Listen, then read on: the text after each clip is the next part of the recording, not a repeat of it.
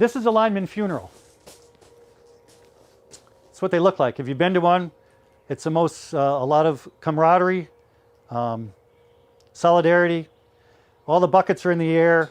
The flags are hung. And when I showed it to John Barge from Yale, who you can Google him, he wrote Before You Know It, The Unconscious Reasons We Do What We Do. He's a really good book. He runs a lab there. He's got 200 published papers.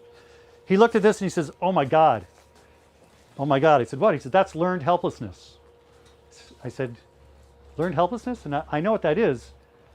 I'm a lineman. I shouldn't know what that is. But I read Martin Seligman's book, Learned Optimism. And in the book, he talks about learned helplessness.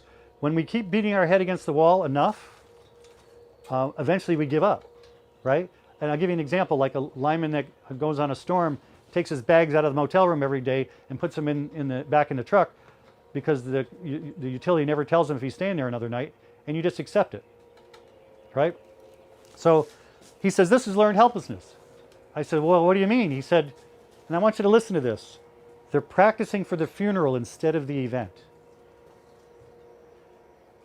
When you're learned helplessness, you think you can't change it.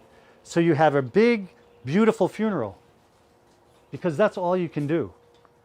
But it's not all you can do. We can practice for the worst case scenario. We can decide that, you know, what's the worst thing that can happen today? It's uncomfortable to talk about the worst thing that can happen today. But if we start to practice for it, 5 minutes, and all right, let's see, that guy just got flashed in the bucket. Go. What are we going to do? And you'll find out, you'll get a shared mental model. Where's the AED? You know, where's the first aid kit? Who's calling 911? How are we going to get them down? Does the bucket come all the way to the ground or not?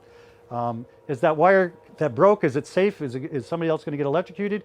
If we practice for the event, we may not have to practice for the funerals. So that's from here, you guys. I'm not trying to bust your balls.